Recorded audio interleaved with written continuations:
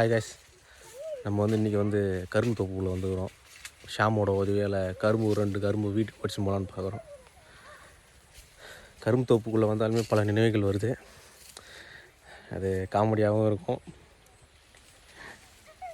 அதெல்லாம் நினச்சிட்டு உள்ளே போயிடும். ஷாம் வந்து ரெடியாக கரும்பு தோப்பு நின்றுட்டே இருக்கார்.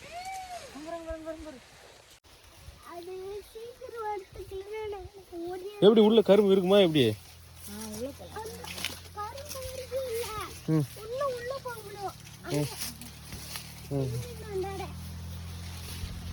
Okay okay.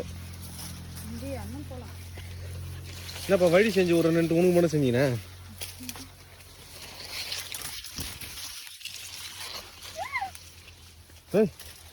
பூந்து பூந்து போகிறாயா?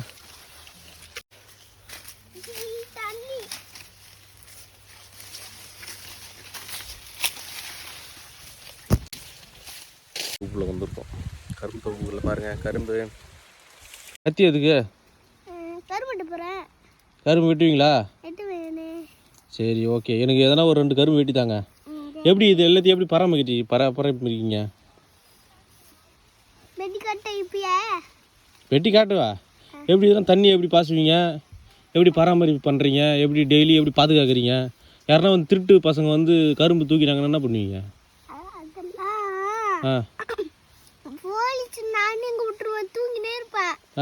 அப்புறம் பைப் எல்லாத்தையும் பார்த்துப்பாங்க. திருடுங்க வந்தானா அங்க அந்த இங்கே ஒரு ஜெயில் போட்டுருவாங்க, அதுல அடைச்சு வச்சிருவாங்க. இதான் வளர்ந்துட்டு இருக்கு ஆக்சுவலா. பார்த்தீங்கன்னா தெரியும். ஃபுல்லாகவே இப்போ கரும்பு தொப்புக்குள்ளே வந்துட்டோம்னா யார் இருக்கிறாங்க யார் போகிறாங்கன்றது எதுவுமே தெரியாது. இதெல்லாம் பார்க்கும்போது படம் தான் ஞாபகம் வரும்.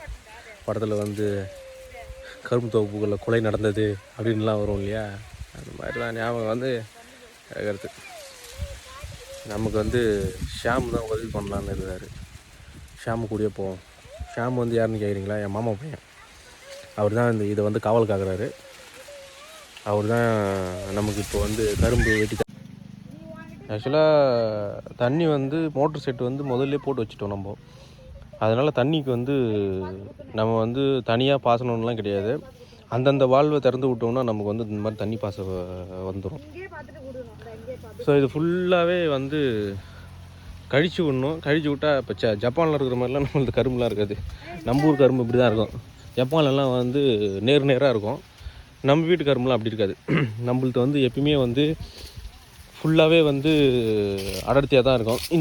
இந்த இடத்துலலாம் வந்து கரும்பு போட்டு முளைக்கல. இந்த கேப்லாம் வந்து கரும்பு போட்டு முளைக்காததால் தான் இந்த கேப்லாம் இருக்கும். ஸோ இதில் நல்ல கரும்பு இதெல்லாம் வந்து இருக்கணும். நல்ல கரும்பாக பார்த்து வெட்டின்னு போக வேண்டியது தான். பார்த்தீங்களா? நம்ம ஷாம் வந்துட்டார் மறுபடியும். ஷாம் சொல்லுங்கள். ஷாம் தாங்க என்ன அப்புறம்? ஓகே, மாமாவுக்கு எதனா ஒரு நல்ல கரும்பை வெட்டி தாங்க. ஓகே சரி, நானே வெட்டுறோமா எப்படி? நீங்கள் வெட்டுறீங்களா? ஓகே. எப்படி உங்களுக்கு நல்லா தெரியுமா கரும்புலாம்? எப்படி கண்டுபிடிப்பீங்க கரும்பு நல்ல கரும்புன்னு? எதுமாரி? அந்த மாதிரியா? ஓகே சரி, வெட்ட ஆரம்பிக்கலாம். ஒரே நிமிஷம். நம்ம இப்போ வந்து நல்ல கரும்பை வெட்டி உங்களுக்கு காட்டுறேன். ஃபுல்லாகவே கரும்பு தோப்பு இருக்குது. எப்படி நாங்கள் நல்ல கரும்புனா எல்லாமே நல்ல கரும்பு தான். பட் சாப்பிட்றதுக்கு எதுவும் ஒன்றும் விளையில நல்லா விளைச்சல் வந்து இப்போ தான் பாதி மாதத்தில் நின்றுட்டு இருக்குது. ஒரு நல்ல கரும்பாக வெட்டிட்டு நம்ம வந்து சாப்பிட்றதுக்காக ஒரு 2-3 கரும்பு வந்து நல்ல ஒரு ஊட்டச்சத்தில் நல்லா வளர்ந்துருக்கும். அதை மட்டும் பார்த்து நல்லா வெட்டிட்டு நம்ம சாப்பிட வேண்டியது தான். நீங்கள் பார்த்தீங்களா தண்ணி வந்து வந்துடுச்சு. கிளப்பிவிடுறாங்க. தண்ணி கிளம்பிட்டாங்க. நீர் பாசிட்டிவாக இருக்கணுங்க மக்களை. ஏன்னா இது வந்து வறட்சி காலம் தொடங்கியிருக்கால இது மாதிரி ஆகிட்டே இருக்குது. ஓகே, ஷாமுக்கு இப்போயே வந்து ட்ரைனிங் கொடுத்துனுக்குறாங்க. மம்டியை போட்டு அவனாக எடுத்து எதனா பண்ணுவான். பார்த்தீங்களா இல்லையா? சின்ன வயசில் நம்ம அதாவது விவசாயம் அழிஞ்சு போச்சுன்னு சொல்கிறாங்க. ஆனால் விவசாயம் அழியலைங்க. போகிறோன்னா ஒரு நல்ல வள்ளிய கரும்பா, அதாவது நல்ல செக்கச்செவேல்னு இருக்கும் நம்ம கரும்பு. இது ஃபுல்லாக நாட்டு கரும்பு. சைனீஸில் இருக்கிற மாதிரிலாம் இருக்காது.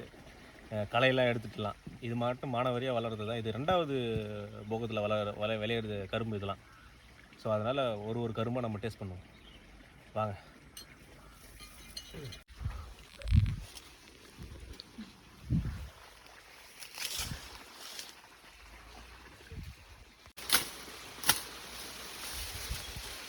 ஆட்டுக்கரும்பு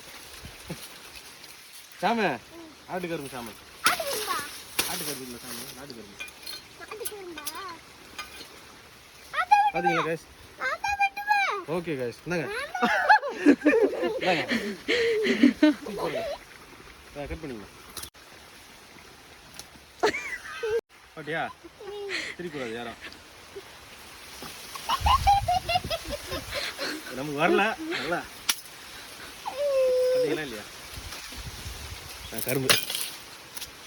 ஓகே கைஸ், நம்ம கால் வலிக்கு ஹாஸ்பிட்டலுக்கு போயிட்டு அதுக்கப்புறம் வருவோம். பாய்.